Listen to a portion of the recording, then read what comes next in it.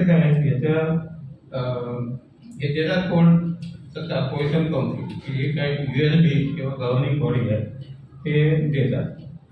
आणि हे सगळे जे इश्यू आहेत एन्व्हायरमेंटशी रिलेटेड आहेत कुठल्या ना कुठल्या पद्धतीने. जसं तुमचं आता रेसिडेन्शियल कमर्शियल इंडस्ट्रियल हे सगळे डेव्हलपमेंट आहेत. याच्यामध्ये पोल्युशन होणार आहे का? हो, पोल्युशन होणार आहे.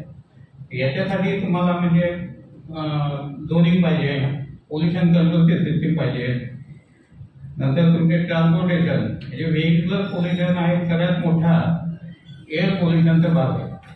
संबंध सगळ्या शहरामध्ये बघितलं traffic congestion, noise pollution main source कुठला तर व्हेकल. बाकीचं काही इतर ठीक आहे इंडस्ट्री असतात. काही गोष्टी आणखी ज्या आहेत असं काही थोडीशी कॉम्प्लेक्सिटी अशी आहे की इंडस्ट्रियल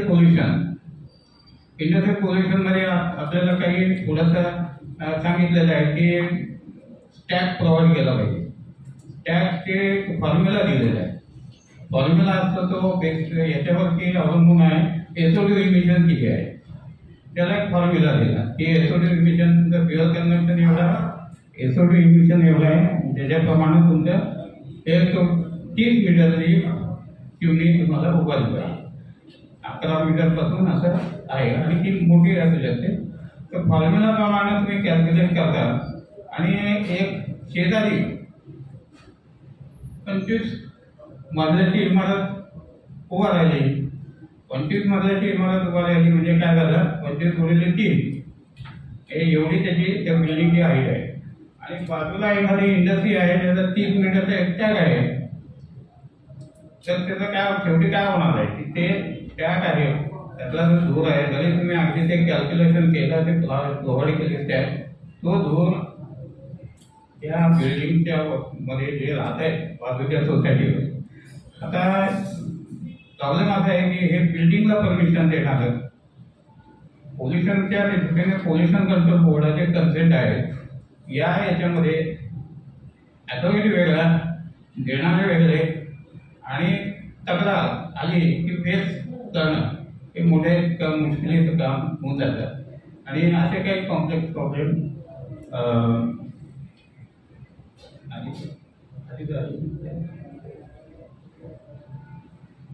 तर ॲप्लिकेबल बरेचसे एन्व्हायरमेंटल लेजिस्लेशन आहे.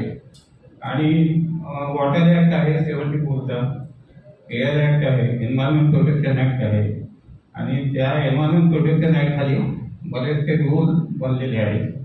आणि त्याच्यामध्ये म्युनिसिपल सॉलिड वेस्ट मॅनेजमेंट हा एक सेपरेट रूल आहे. आणि त्याच्या खाली हे जे काय म्युनिसिपल सॉलिड वेस्ट आहे त्याचं तुमचं ट्रीटमेंट डिस्पोजल आणि जे काय करायचं कलेक्शनपासून सेग्रिगेशन वगैरे वगैरे हे सर्व. आणि या सगळ्या गोष्टी कन्स्ट्रक्शन डिमोलिशन वेस्ट हे वेगळा भाग होता.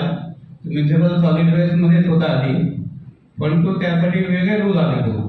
कारण हे तुमच्या सॉलिड वेस्टमध्ये मिक्स होऊन व्हॉल्यूम वाढत होता. आणि त्या दृष्टीने बघायला तर त्यात काय हजारदार तसं काही नाही, पण तो व्हॉल्यूम खूप मोठा आहे. तर त्यासाठी वेगळी काही फॅसिलिटी उभारली पाहिजे. त्यामुळे यासाठी वेगळे रूल केलेले आहेत. हजार्डस अँड अदर वेस्ट हे वेगळे रूल आहेत. पर्टिक्युलरली इंडस्ट्रियल सोर्सपासून हे निघतात. बायोमेडिकल वेस्ट रूल हे सुद्धा वेगळे आहेत. आता याच्यामध्ये मगाशी जी चर्चा झाली की मुंबईमध्ये काही ठिकाणी बायोमेडिकल वेस्ट ट्रीटमेंट फॅसिलिटी उभ्या केल्या गेल्या. शिवडीमध्ये एक होती, गोंडीमध्ये तुम्ही म्हणता तिथे, पण तो सगळीकडे काय आहे की जिथे उभी केली फॅसिलिटी शेजारी जसं मी मगाशी सांगितलं की स्टॅग आहे आणि बाजूला बिल्डिंग उभ्या आहे. मोठ्या मोठ्या शिवडीच्या परिसरामध्ये सगळीकडे मोठ्या बिल्डिंग उभ्या राहिल्या. तक्रार घेतात लोक.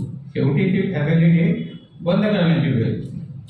आणि जे काय तुमचा हा जो भाग आहे की कॉर्पोरेशन होती त्या रूलप्रमाणे अशी जबाबदारी आहे की जागा देणं हे तुमचं कॉर्पोरेशनचं काम आहे. म्हणजे तुम्ही असं सांगू शकत नाही की चौरंगाला पाठवा. कॉर्पोरेशन म्हणून ते नाही सांगताय, पण तो आता कुठंच नाही मुंबईमध्ये करायचं काय तर ते चौरंगा.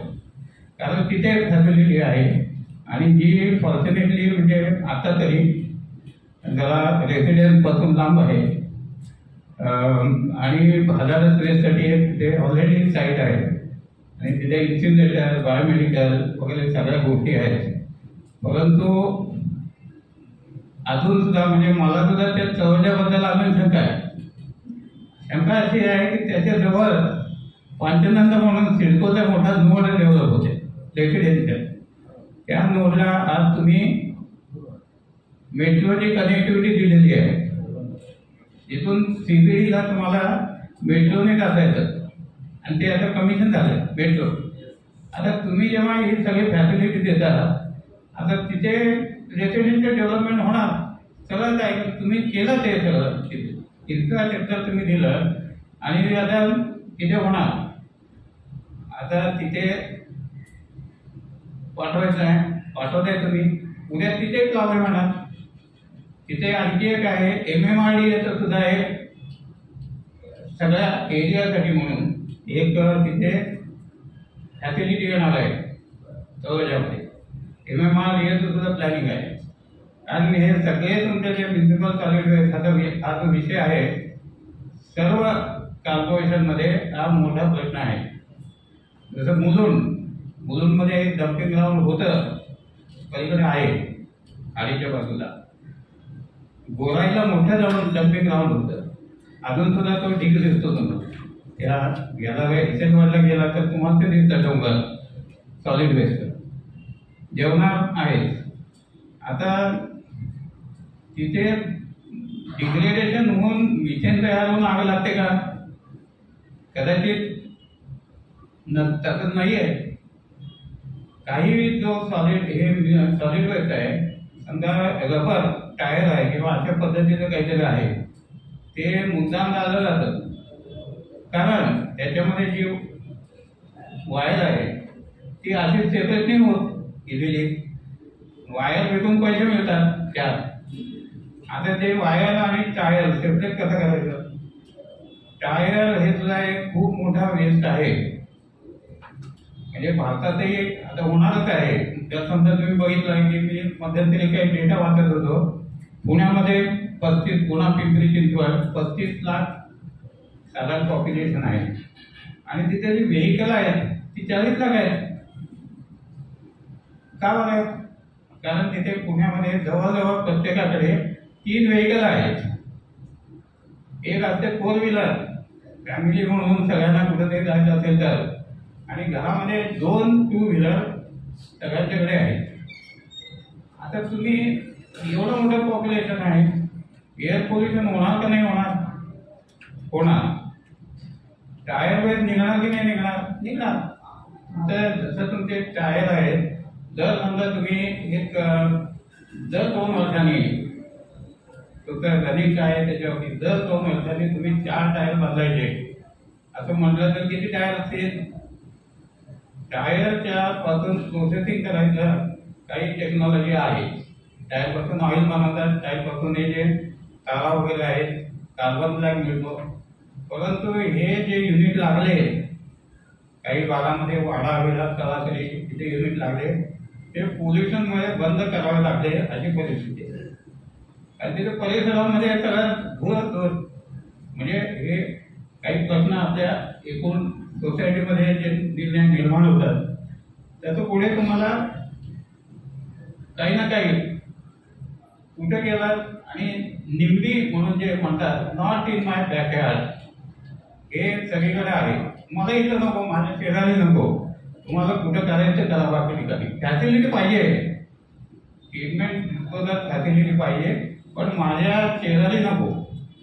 आणि याच्यातून जे काही इम्प्लिमेंटिंग एजन्सीज आहेत कॉर्पोरेशन आहेत पोल्युशन कंट्रोल बोर्ड, कारण मी इव्हन हजार्डस वेस्टसाठी जवळजवळ मी 50 साईट पोल्युशन कंट्रोल बोर्डात असताना अबंडंट क्वारी म्हणजे दगडाच्या खाणी आहेत आणि संपला त्यातलं म्हणजे दगड काढायचा तो संपला आणि ते असेच पडलेले आहेत. ते बरेच साईट आहेत. आम्ही तिथे ते बघायला जातो. रेव्हेन्यूची अथॉरिटी आणि त्यांची अथॉरिटी रेव्हेन्यूची असते, पोल्युशन कंट्रोल बोर्ड MRDC. आणि आम्ही तिथे ह्यासाठी गेलेलो आहे एवढं जरी समजलं तरी लगेच तक्रारी करतो की आम्हाला इथे नको. म्हणजे अजून पुढं काही नाही, आम्ही नुसतं बघायला गेलो की इथे वारी आहे, इथे आपण ते करू शकतो का. शेवटी हे सगळं करून करून आम्हाला 1000 स्क्वेअरसाठी फक्त MIDC एरियामध्ये कॉमन फॅसिलिटी उभी करता आलेली आहे आणि ती चव्हाजात आहे. एक चव्हाजात आहे, एक TTC मध्ये आहे, ती इंडस्ट्रीने तयार केलेली आहे, पण ती MIDC एरिया आहे. रांजणगाव MIDC, बुटीबोरी MIDC, जे काय महाराष्ट्रामध्ये आम्ही करू शकलेले फॅसिलिटी त्या ऑलरेडी MIDC इंडस्ट्रियल एरिया होत्या.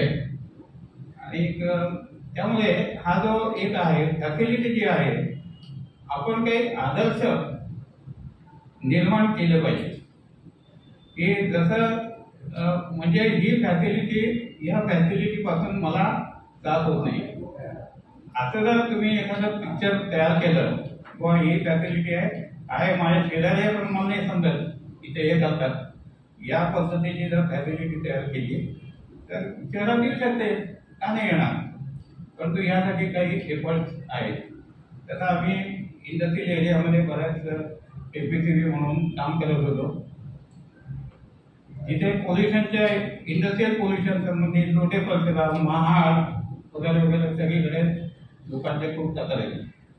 आणि काही ठिकाणी तर म्हणजे काही प्रोजेक्टना कोकणामध्ये पर्टिक्युलरली हाकलून लावलेलं आहे इंडस्ट्रियल प्रोजेक्टला, लोकांनी येऊ दिलं नाही. म्हणजे एक वेगळ्या पद्धतीचं अपोजिशन होतं.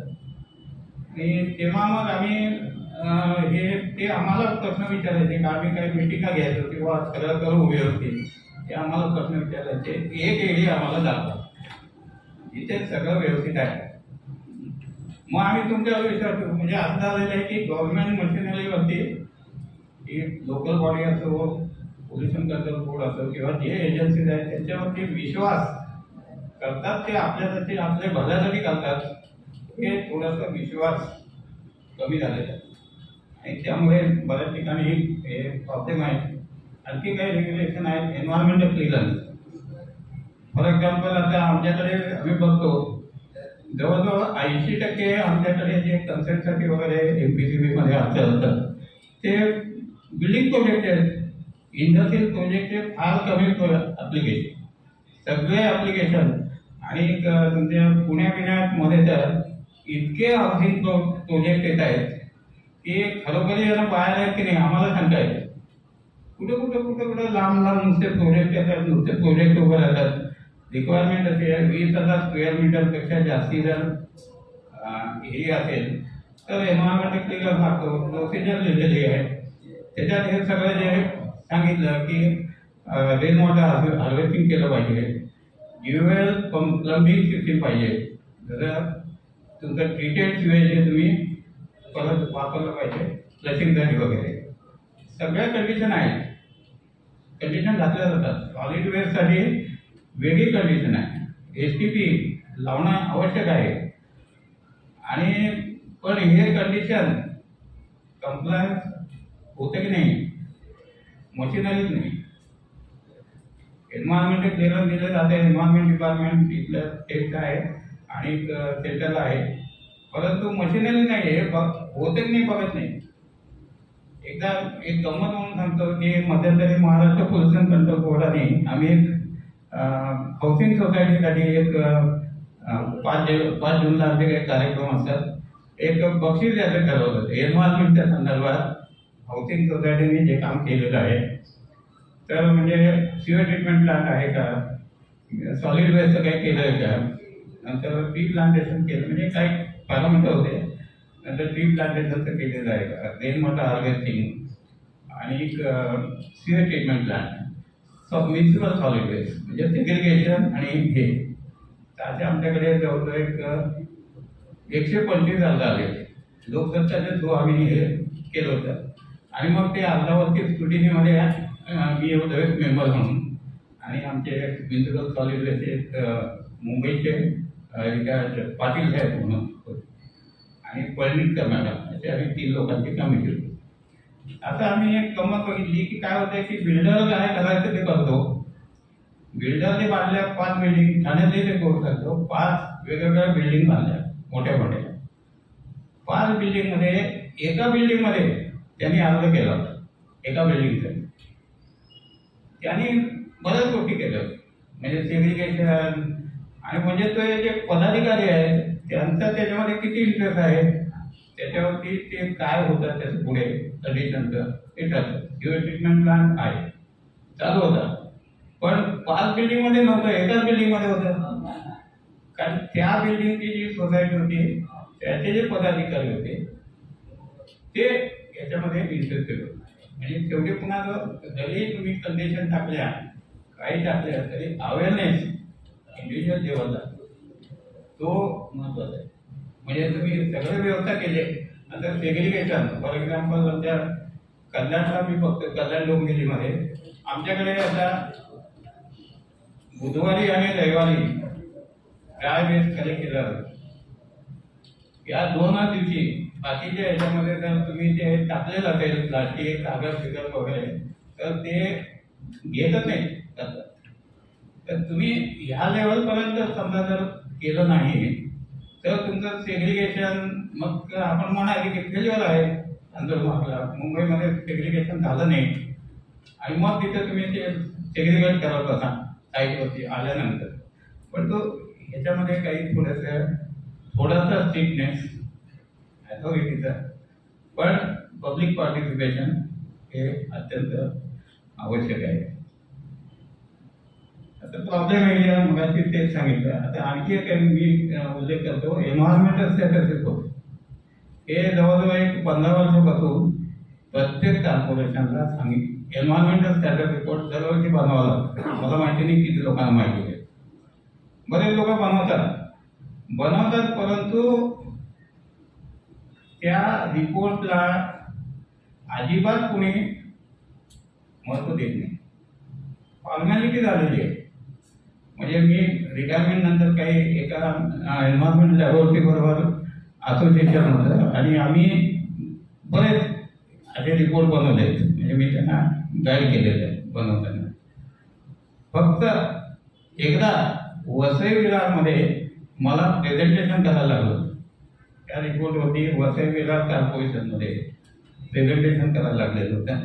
बाकी कुठेही तो रिपोर्ट फक्त आम्हाला सांगतात की या दिवशी आहे तिथे तुम्ही हजर राहा, काही प्रश्न विचारले ते उत्तर द्यावं लागते. परंतु ते रिपोर्ट टेबल होता.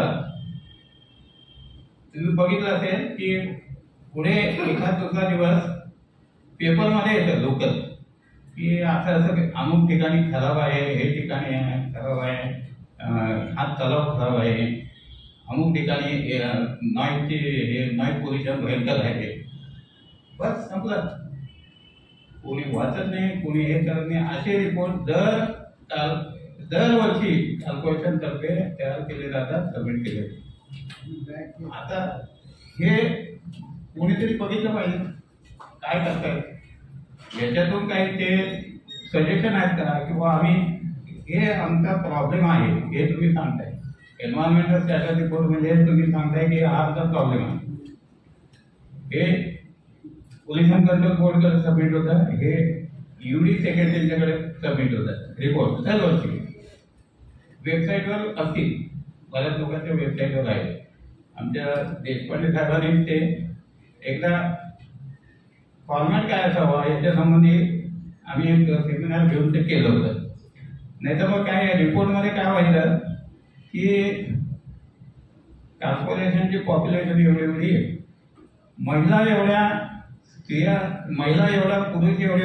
अरे एन्व्हायरमेंटच्या दृष्टीने तुम्हाला काय करायचं म्हणजे रिलेटेड माहिती. मग असंच काय काहीतरी वसाहत माहिती टाकायची, एज्युकेशन संबंधी टाकायची, लिटरेट इलिटरेट पुरुष महिला. अरे ही माहिती काय ते एन्व्हायरमेंटच्या रिपोर्टमध्ये लिहिण्याची माहिती आहे का. तर असं ते रिपोर्टचं स्वरूप होतं. त्याला काही गाईडलाईन दिल्या, रिपोर्ट होत आहे अजूनही. पण तुम्हाला वाटतं थोडंसं त्याच्याकडे लक्ष देणं किंवा काय सबमिट केलं आहे हे आवश्यक आहे. आणि कोणी माझ्यामध्ये ते वाचतच नाही, कोणी सबमिट होतात ते टेबल होतात ते ते पुस्तक असतं, एवढं पुस्तक असतं आणि ते त्या ह्याच्यामध्ये सर्क्युलर करतात आणि टेबल होतात. वसई विरारमध्ये मी फक्त एक प्रेझेंटेशन केलं तेव्हा आम्हाला त्यांनी फक्त एक रिक्वेस्ट केली की आम्हाला हे सॉफ्टमध्ये द्या, म्हणजे फक्त एकच कॉर्पोरेशन तिथे हे विचारलं गेलं. तर हे तुमचं जर ही लेवल असेल किंवा तुमचं प्रॉब्लेमकडे तुमच्या लक्षात नाही आणि तुम्ही कॉर्पोरेशन आणि अशा सगळ्या संस्था चालवायच्या. मीडिया एक दिवस येतं पेपरमध्ये, पुढं काही नाही, एक दिवस येतो, प्रॉब्लेम संपला विषय. तर प्रॉब्लेम आहेत, सिवेज नेटवर्क, सिवेज ट्रीटमेंट सगळीकडे लॅकिंग आहे, सॉलिड वेस्ट मॅनेजमेंट सगळीकडे प्रॉब्लेम आहे. आता तुम्ही ऐकलं असेल ठाणा कॉर्पोरेशन, त्यांच्याकडे एकही साईट नाही. ठाणा कॉर्पोरेशनकडे एकही साईट नाही. आता ते काहीतरी डायगरला जे काही ते करणार होते तिथला पुन्हा विरोध चालू झाला, पेपरवाली आणि ते चालू आहे. एकही साईट नाही ठाण्याला. एक होता बायोमेडिकलचा एक प्लांट होता, बायोमेडिकल नाही कंपोस्टिंगचा एक प्लांट होता, तो बंद पडला, लीव बायोटेक म्हणून. तर प्लांटच नाही. कल्याणमध्ये आधारवाडी म्हणून जसं तुमचं गोराई आहे तसंच आधारवाडी डोंगर दिसतो तुम्हाला सॉलिड वेस्टचा, 2-3 साईट आहेत, आणखी काही नाही. सगळ्या कॉर्पोरेशनमध्ये हीच परिस्थिती आहे.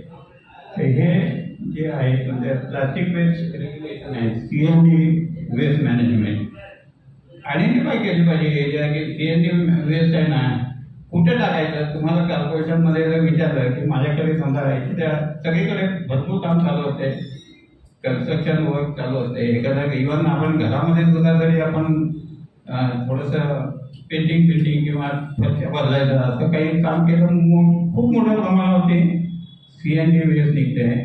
कुठे टाकायचं विचारायला गेलं तर कॉर्पोरेशनला सांगता आलं पाहिजे की ही साईट इथे टाक.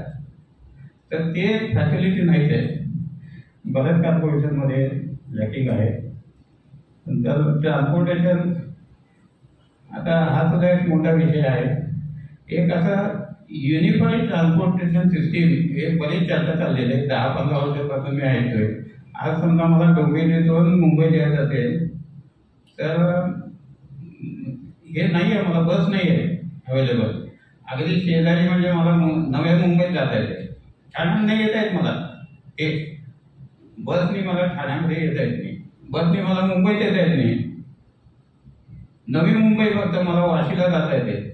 वाशी आणि तिकडे 2 बसेस तिथे चालू आहेत डोंबिवलीमधून. आता हे तुमचं जे सांगितलं आहे की 9 कॉर्पोरेशन एरिया असे आहेत एकमेकांना लागून आणि तुम्हाला कमिटच करता येत नाही. आणि तुम्ही म्हणता की पब्लिक ट्रान्सपोर्ट वापरा. पब्लिक ट्रान्सपोर्ट कसा वापरणार? तर ही जे फॅसिलिटी आहे तर आपण बरेच लेट आहे, निदान काहीतरी करायला लागलोय. मेट्रो प्रोजेक्ट किती उशीर चालू केला आपण. पब्लिक ट्रान्सपोर्ट म्हणजे तुम्ही आजपर्यंत जे काय ब्रिजेस वगैरे बांधले, रस्त्यावरचे खूप ब्रिजेस बांधले, पण त्यांनी काय झालं, फक्त तुमचे कंजेशनचे पॉईंट शिफ्ट झाले. इथे तुम्ही फ्लायओव्हर बांधला तर इथे जे ट्रॅफिक कंजेशन होत होतं त्याच्यावेळी आता इकडे वाढलं. पुढे प्रॉब्लेम सॉल्व्ह झाला का नाही? कारण व्हेकल आहेतच, व्हेकल लोक वाढत आहेत याच्यामध्ये. म्हणजे मारुती इथे आल्यापासून ज्या जो 2,500 रुपयाचा EMI देऊ शकतो तो मारुती घेऊ शकतो, अशी होती परिस्थिती. म्हणजे तुमचे व्हेकल वाढत चालले. मुंबईमध्ये तशीच परिस्थिती आहे. आणि जे काही स्टॅटिस्टिक्स आहे 12 किलोमीटर एवढा पर आवर एवढा तुमचा जो काही एरिया आहे मुंबईतला सायनपासून पुढे ॲव्हरेज तुमचं जे हे आहे ते तेवढंच आहे 12 किलोमीटर तासाला. लक्षात की तुम्ही व्हेकल घेऊन जाता आणि तुम्ही 12 किलोमीटर फक्त. पण प्रॉब्लेम होत आहे. आणि नवीन जे आपण करतोय समजा कोस्टल रोड करणार आहोत आणि काहीतरी आता स्किलिंग वगैरे करतो प्रोजेक्ट आहे, परंतु यांनी पब्लिक ट्रान्सपोर्टमध्ये फार मोठी वाढ झालेली नाही आणि ती सोयीची पाहिजे. म्हणजे नुसतं वाढायचं नाही, सोयीची पाहिजे. आणि असं वाटलं पाहिजे माणसाला की बा मी बसने जाईल, ते जास्ती सोयीचं आहे. आता मी स्वतः माझं उदाहरण सांगतो, मी ट्रेनने यायचं पसंत करतो नेहमी. माझ्याकडे व्हेकल होतं पोल्युशन कंट्रोल बोर्डाचं, पण मी डोंबिवली सायनला नेहमी मी ट्रेनने जायचो, कारण ते डिपेंडेबल आहे. आज तुम्ही रोडवरती आज सांगू शकत नाही की मी निघाल्यानंतर जरी डिस्टन्स वाईज 1 तासात पोहोचलं पाहिजे, काही गॅरंटी नाही. कधी 2 तास लागतात, कधी 2.5 तास लागतात. हे डिपेंडेबिलिटीच नाही. आणि तुमची स्वतःची गाडी असली तरी काही फायदा नाही, तुम्ही मध्ये आला तर की संपला. तर अशी सिस्टीम ट्रान्सपोर्टेशनची जी आहे ती केली पाहिजे. तर ते प्रॉब्लेम आहे बरेच, एअर पोल्युशनचा प्रॉब्लेम आहे, व्हेकलचा, पार्किंग स्पेसेसचा प्रॉब्लेम आहे, गार्डन. आता माझ्या मनामध्ये नेहमी होतं की ट्रीटेड सिवेज कुठं वापरायचं. तर तुम्ही अशी जर व्यवस्था केली की जे काही मैदान आहेत आयडेंटिफाय करा, गार्डन आयडेंटिफाय करा आणि तिथे वापरा. खूप मोठी एरिया आहे, रोज जरी तुम्ही त्याच्यावरती ग्राउंडवरती किंवा गार्डनमध्ये दिवसांना 3 वेळा जरी फवारणी केली पाण्याची, पुष्कळ पाणी वापरलं जाऊ शकतं. तुमचं जसं सांगितलं की इंडस्ट्रियल सप्लाय जे आहे, RCF हे BMCचं रॉ सिवेज पंप करतात, घाटो करतो आणि पंप करतात, ते ट्रीट करतात आणि ते वापरतात. कारण मगाशी जसं सांगितलं टेलिस्कोपिक तुमचे वॉटर चार्जेस वाढतात. आणि जसं तुमचं हे जाते 60 रुपये जर समजा तुमचं चार्ज असेल, तर त्याच्या अगेन तुमचं 20-25 रुपये ट्रीटमेंटचा कॉस्ट पडतो. 20-25 रुपयात ट्रीटमेंट होते, ज्याच्या अगेन तुम्ही फ्रेश वॉटर घेतलं तर 60 रुपये लागतात. तर हे सुद्धा जे आहे इन्सेंटिव्ह तर वापरले पाहिजे, भरपूर वापरले पाहिजे. तुमचे नव्या मुंबईमध्ये खूप चांगले ट्रीटमेंट प्लांट आहेत, जिथे तुमचं 10 BOD वगैरे वगैरे काही ठिकाणी क्लेम केलेलं आहे. त्यांनी एक टेंडरही काढलं होतं पाणी विकण्यासंबंधी. सगळ्या MIDC मध्ये पाणी द्यायचं आहे त्यांना, आता चांगलं चालू आहे कुणाची MIDC करून. तर अशा पद्धतीचे जिथं मोठ्या प्रमाणावरती पाणी लागतं तर हे आपण केलं पाहिजे. एजन्सीज हा एक मोठा प्रॉब्लेम आहे की बऱ्याच एजन्सी याच्यात इन्व्हॉल्व लागतात. ULB आहेत सगळे, railways, state transport, public transport हे वेगळं आहे. नंतर स्टेट पोल्युशन कंट्रोल बोर्ड, म्हणजे आमच्याकडून काही परमिशन, एन्व्हायरमेंटल क्लिअरन्स लागतं एन्व्हायरमेंट डिपार्टमेंटकडून. MMRDA ही आणखी एक एजन्सी आहे, म्हणजे हे कॉर्पोरेशन आणि काउन्सिल शिवाय आणखी पुन्हा एक MMRDA म्हणून एक अथॉरिटी आहे. आणि त्यांच्यातर्फे काही प्रोजेक्ट चालू आहे, पर्टिक्युलरली मेट्रो हे सगळे आहेत ते त्यांचे प्रोजेक्ट आहेत. नंतर एक थोडंसं MIDC आहे, सिडको आहे, म्हणजे तिकडे तुमच्या नवी मुंबई याच्यामध्ये तुमचं सिडको आहे. सिडको प्लॉट हो, तर सिडको आहे ते डेव्हलपमेंट करतात आणि ते मग नवी मुंबई कॉर्पोरेशन हँडल करतात. जे पुढलं जे काम आहे ते नवी मुंबई कॉर्पोरेशन करते. अशा सगळे ते प्रॉब्लेम्स कॉम्प्लेक्स आहेत, करता येण्याचं खूप आहे. जरा सिन्सिअरिटी जर असेल, पॉलिटिकल विल, जसं मी म्हणालो की हे त्यांना वाटलं पाहिजे. नाहीतर मी रिपोर्ट बनवतोय आणि त्याच्याकडे कोणी लक्ष देत नाही, तर त्याचं काही होणार नाही. तर पॉलिटिकल विल पाहिजे, टेक्नॉलॉजिकल इनपुट हे आपल्याकडून पाहिजे, टेक्निकल जी माणसं आहेत त्याच्याकडून, आणि पब्लिक प्रेशर पाहिजे आणि डिसिप्लिन. म्हणजे काही तर प्रॉब्लेम असे आहेत, नॉईज पोल्युशन आणि लिटरिंग, सॉलिड वेस्ट. मुख्य प्रॉब्लेम तुमच्यामुळेच आहे, तुमच्यामुळेच आहे. तुम्ही जर तुम्हाला हे केलं, डिसिप्लिन जर हे केली, तर हे प्रॉब्लेम सॉल्व्ह होतील. तिथे काहीही करू शकत नाही. लोकल बॉडी किंवा जे अथॉरिटी आहे की यासाठी फारसं काही करू शकत नाही. फाईन मारला वगैरे वगैरे ठीक आहे, ते कशाला करता येतं, हॉर्न वाजवला त्याला फाईन करता येऊ शकतो, ठीक आहे. पण पुढे काय आहे, एखाद्या म्हणजे फेस्टिवलमध्ये काय माहीत आहे काय करतात तुम्ही, काय करू शकत नाही. हे आहे, हे सगळे डिसिप्लिनचे बाब आहेत आणि ते जोपर्यंत होत नाही हे असे कॉम्प्लेक्स प्रॉब्लेम आहे आणि सोल्युशनही त्यामुळे कॉम्प्लेक्स जाते. पण जर ठरवलं तर होऊ शकेल. थँक्यू.